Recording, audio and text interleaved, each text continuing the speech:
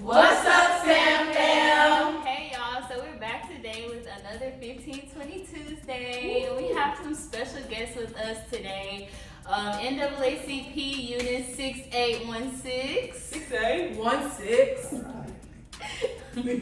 Hi, my name is Dejanay Durham, and I'm going on my second term as president. Hey y'all, my name's Sierra George. I am second vice president. This is my first term. So let's jump right into it. Today we're going to be talking about voting and its importance, especially in today's climate. So what do you guys think? Do you think it's important to vote? Well, I'm sorry. So I think it is important to vote, especially at our age and especially as Black women or just Black people in general. I think it's very important to vote because we are targeted by predatory laws and policies that are enforced to further disadvantage us. For me personally, I do believe it's very important to vote. I feel like we should take voting as a mandatory thing, not optional. If you want to have your voice heard, if you want things to change, you need to go vote. So yesterday we took a poll to see what does everybody else think. So 86% of people said yes, it's important to vote. 10% says no, and 4% said they don't know. What do y'all think about that? Why you don't know? Comment under that in the video, Why you don't know? Why you think that you shouldn't vote? Just tell us, like, we need to know your thoughts so we can just give you more information on it. Yeah, I feel like some people don't vote because they're uneducated about things. They don't know exactly who they're voting for, what they're voting for. They just know they're picking the president, but it's more to that than. I kind of feel like some people don't really agree with both parties. Like at this point, just because it's a lot going on, like a bunch of shady stuff. So I think at this point, people don't know like who to vote for. Like, should they vote for somebody who they don't know because they don't agree with the two main Democratic and Republican candidates? Like, it's a lot of alternatives, you know? And a lot of people exercise their right to vote by simply not voting. Like some people, just like she said, they feel like they don't agree with either candidate or they're not educated on the process or either candidate, so they just don't. Okay, so that brings us to our next question. Earlier this week, NAACP put out a poll asking you guys that when you do go out and vote, do you feel like your voice is heard? And 44% of people said yes, they do feel like their voice is heard. 38% said no, and then 18% said I don't know. And then we also had someone quote the tweet and say, well, not for president because electoral college is in the way in some instances, but I vote anyways. The more local elections, I feel more confident that my vote matters. So what do you guys think about that? I think when the popular vote does align with the electoral college vote, I feel like my voice is heard even if the candidate that I voted for does not win. Okay, so that brings us to our next topic. So can we have one of the representatives from NAACP tell us a little bit about the Electoral College? Yes. So the Electoral College is made up of a body of electors, and their sole purpose is to come together every 4 years and vote on the vice president and the presidency. There's 538 electors, and that lines up with how many House of Representatives we have, and that is related to our population. So that is why we vote in the census. But the Electoral College, like I said, their sole purpose is to vote for the president and the vice president, and you need 270 electors to win. So that's a majority plus one. And typically, the electors take a pledge so that their vote lines up with what their population wants, so the popular vote. But sometimes you do have faithless electors to where they don't vote with their population. So, like in the 2000 election with Bush versus Gore, Gore actually won the popular vote, but Bush won the Electoral College, so he became president. And also in our 2016 election with Trump versus Clinton, Clinton actually won the popular vote, but Trump had won the Electoral College, so he became president. So there are some instances where, as a people, we vote for somebody, but the Electoral Colleges, they don't represent what we vote for, so we don't get the candidate that we chose. So does the Electoral College only exist in presidential elections? Yes, their sole purpose is to do the presidency and the vice presidency. So some people say the president doesn't have power. Do y'all agree or do y'all disagree? Well, I'm not really sure because I was talking with my brother the other day and I was like, yeah, saying my opinion. And he was like, yeah, you know, the president don't even really do anything. All they do is like sign and, you know, be the face of their country. Yeah, not the same their party, but of their country. So I guess that's true. Like they don't really come up with the laws and stuff like that. They just really sign off on it.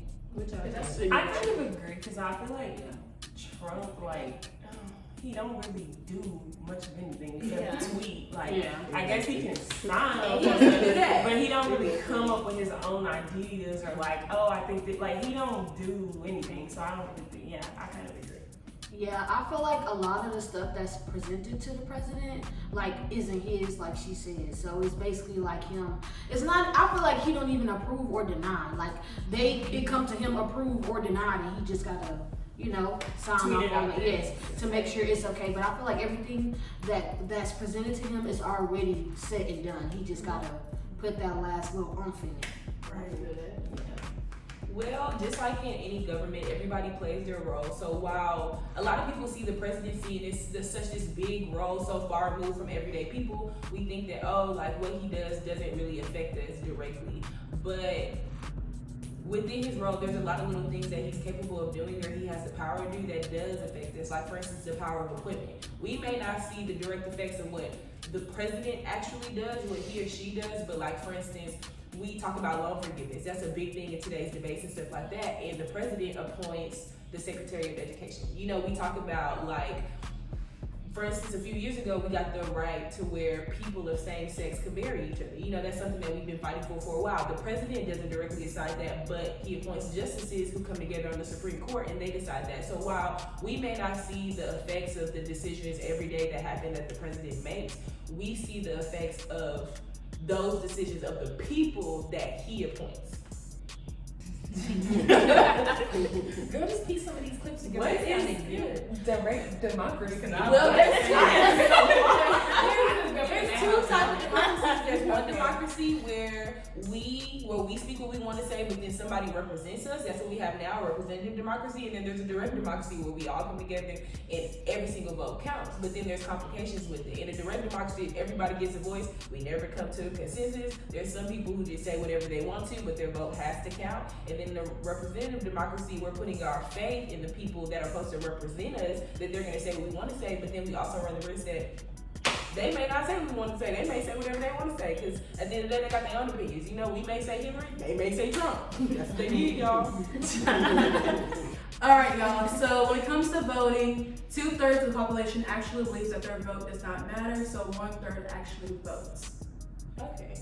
Well, what I have to say to that is there's always going to be a time where you don't win. And sometimes it may be likely or not. But one thing that was always told to me is when you vote, the power in that is not just exercising that right and putting your input into that election, but you're also showing that there is a voice there. So, for instance, we always hear that stigma that black people don't vote, black people don't vote, black people don't vote. And even when we look at presidential elections, sometimes those statistics can be very low. And even when it comes to like local elections, like gubernatorial races, mayoral races, those rates can be even lower.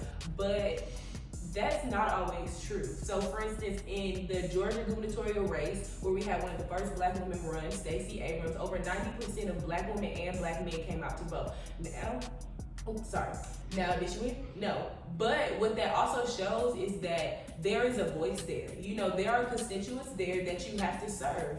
Okay, so we talked about voter suppression, but there's a such thing as voter intimidation. Can you tell us a little bit about that? Yes, so voter intimidation is a form of voter suppression, and that is some of the more covert ways that people try to prevent people or discourage people from voting. And I wrote some examples now. So examples of voter intimidation are aggressively questioning voters about their citizenship, criminal record, or other qualifications to vote, falsely representing oneself as an election official, displaying false or misleading signs about voter fraud and related criminal penalties, other forms of harassment, particularly harassment targeted to non-English speakers or voters of color, so spreading false information about voter requirements, saying you need to speak English in the state to vote. You don't need to pass a test in any state to vote, and some states do not even require voters to have forms of ID.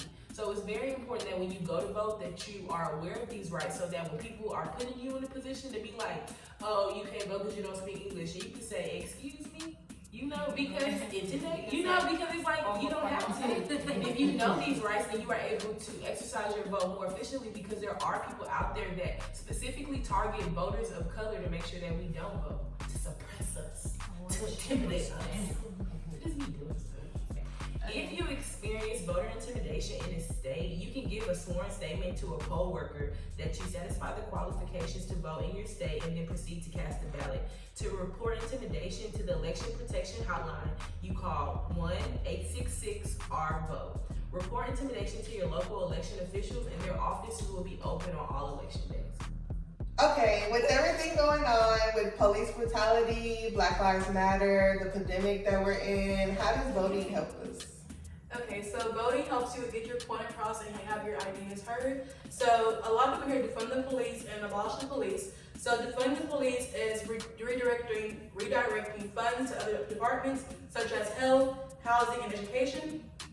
Deforming could be starting from the ground up or just changing small things. 9 out of 10 police calls for service are for non-violent events. So a lot of people today believe that they shouldn't have such high funding. And then when it comes to abolishing the police, that means ending the police, and they are the reason for violence, is what many believe. And then when it comes to their budgeting, it's usually given from the city council and they vote on it. How are they funded? Most governments have a use it or lose it policy on their annual fiscal budgets. Local police actually spend 68% of all government funds allocated for policing. They receive their funding from a variety of revenue streams such as public funds, federal grants, fines and fees, all that stuff. And when it comes to the power of defund the police, the president has proposed an idea to Congress to cut federal funding, and the council of that city also has that power. And so when you're going to go vote here in Huntsville and Walker County, there are several places you can go vote, and that includes the Walker County Storm Shelter, the Fairgrounds, University Heights Baptist, Walker County Annex, and many other churches. Also, early voting started this week on the 13th. It will end on the 30th. Social distancing is being enforced, masks are required, and there is a curbside voting where you don't even have to get out of your car to vote. It may take a little longer to do so. And being in a pandemic, a lot of people are worried about the stimulus check, the second one. However, the current president, Donald Trump, is waiting to send out the second one if he gets reelected. So, Not even it is lit. But that's not a reason to react. So he doesn't care. Okay. He doesn't care that you're broke. It's if you want your money, if you want $1,200, you have to vote for him for 4 years, and that's not happening. No. It's not But, right. That's yeah. right, you guys. Do not fall for it. So as of unemployment, the current unemployment rate as of September is 7.9%, where it was 10.2 in July. Like I said, the second stimulus check isn't coming out, or might not come out until after the presidential election. And then when it comes to reopening the states, most states have reopened. However, some businesses such as nightclubs and bars do remain closed. Okay, so are there any last questions for NAACP? Do y'all have any questions? No? Okay, do y'all have any announcements? I do have one little last comment. Every time we talk about voting, one of the big things that I stress is that please exercise this power. I know it's not easy. Voter suppression and intimidation is very real, but not only is this something that we didn't always have, this is a privilege that people who came before us paved the way for us to use. But in addition, a big thing that I always hear is we don't have power. You know, that's something that's perpetually told to us, something that we've seen, something that's enforced in our culture. But one thing that I always say is if we didn't have power, why would they be trying to take it away from us? If our vote truly didn't matter, they wouldn't have to suppress us because it wouldn't matter. You know, like if what we had to say, if our input didn't truly count, well, we wouldn't have to be intimidated, you know? So that alone shows us that we are a powerful force. You know, if they're trying so hard to stop our voice, then we have one and there's power in it. So please go out and vote.